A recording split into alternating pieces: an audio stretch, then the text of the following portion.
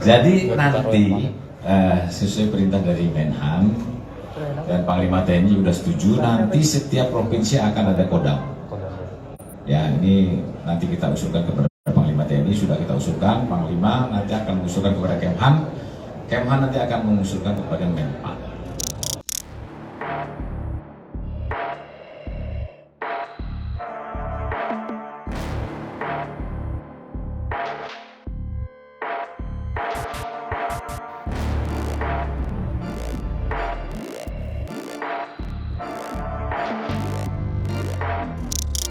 Belum lama, TNI Angkatan Darat mengumumkan rencana melengkapi Markas Komando Daerah Militer atau Kodam di setiap provinsi Indonesia. Dari yang semula berjumlah 15, nantinya akan dilengkapi menjadi 38, termasuk 4 daerah otonomi baru di Papua. Menurut Menteri Pertahanan Prabowo Subianto, rencana ini berkaitan dengan sistem pertahanan Indonesia yang menitikberatkan pertahanan bersama dan rakyat semesta. Meski demikian, rencana ini menuai pro dan kontra dari masyarakat. Lantas, sebenarnya apa urgensi dari penambahan kodam di setiap provinsi ini?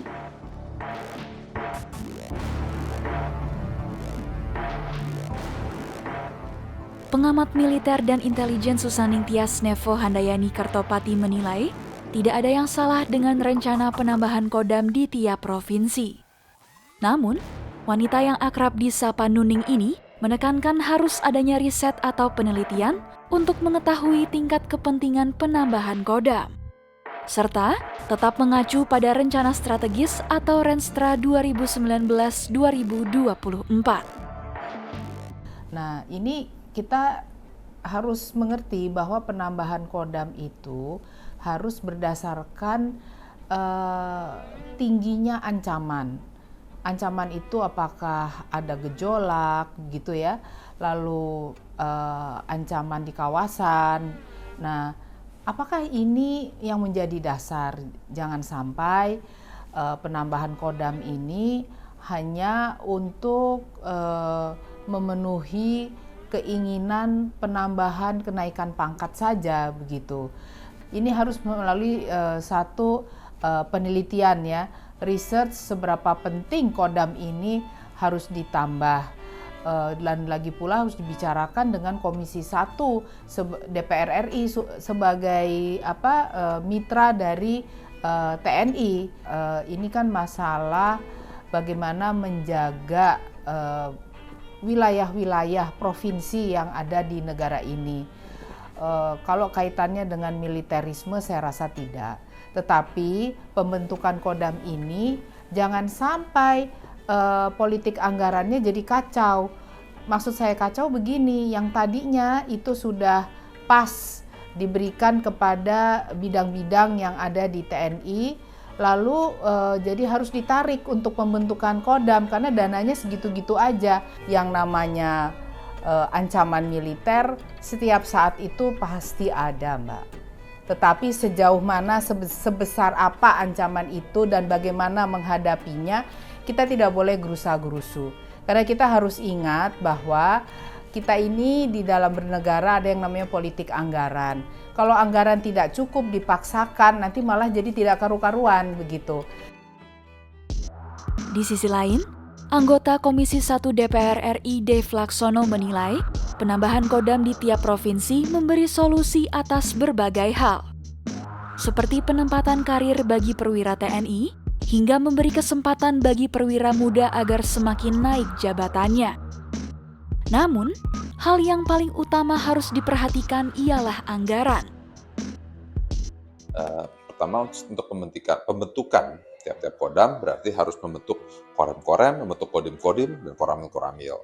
Itu berarti pembangunan infrastruktur, lalu juga mungkin pembelian tanah kalau tidak ada tanahnya, terus juga penyiapan dan juga memperbanyak jumlah personil, khususnya jumlah pasukan di tiap-tiap kodam, dan juga harus dipertimbangkan itu adalah urgensinya, seberapa besar workload-nya daripada masing-masing kodam di tiap-tiap provinsi. Apakah memang ancamannya itu segitu nyatanya sehingga perlu dibentuk kodam-kodam tersebut, atau hanya sekedar untuk menyerap posisi untuk bagi perwira TNI. Nah, tapi kan harus ada give and take-nya, harus ada manfaatnya yang besar pada baik untuk menjaga kedaulatan bangsa dan juga untuk sebagai penganyom untuk masyarakat setempat. Setelah mendengarkan tanggapan dari pengamat militer dan anggota DPR, lantas seperti apa tanggapan dari pihak TNI AD?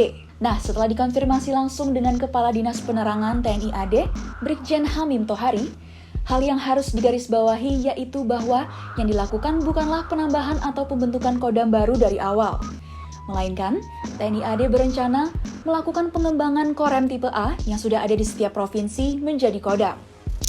Itu substansinya bukan penambahan ataupun pembangunan atau pembentukan Kodam baru dari awal yang kemudian akan membangun semuanya, tidak. Yang akan dilakukan adalah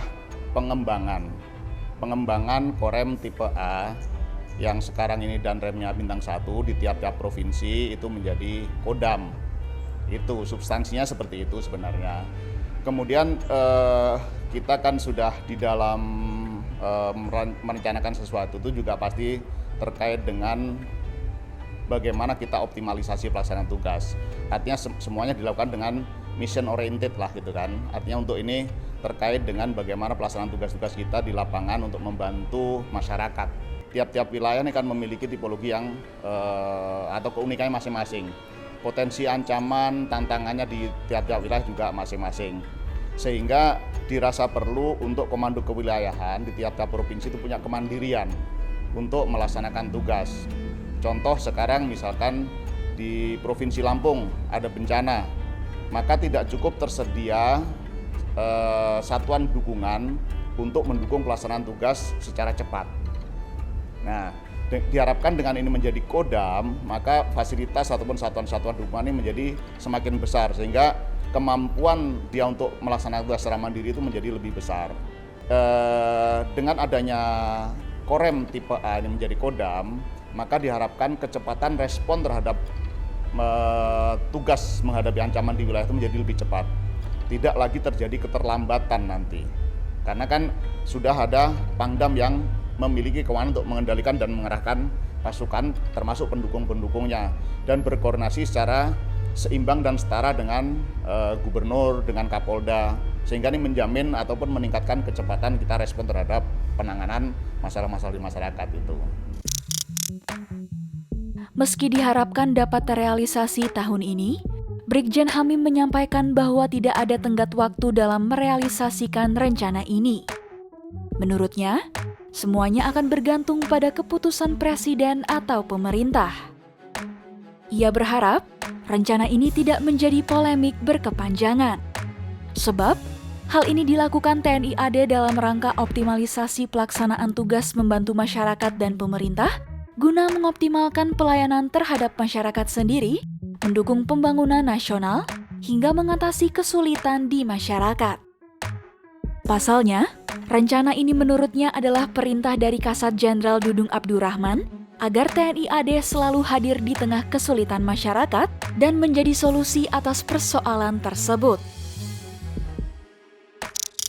Hingga saat ini, rencana penambahan Kodam di setiap provinsi masih dalam tahap pengusulan dari TNI AD ke Mabes TNI. Kita semua berharap rencana ini tidak menjadi polemik berkepanjangan ya. Jadi demikian pembahasan lebih lanjut terkait penambahan Kodam di setiap provinsi di tanah air. Tulis pendapat kalian di kolom komentar ya. Kalau begitu, sekian video kali ini. Saksikan video menarik lainnya hanya di kompas.com, Jernih Melihat Dunia.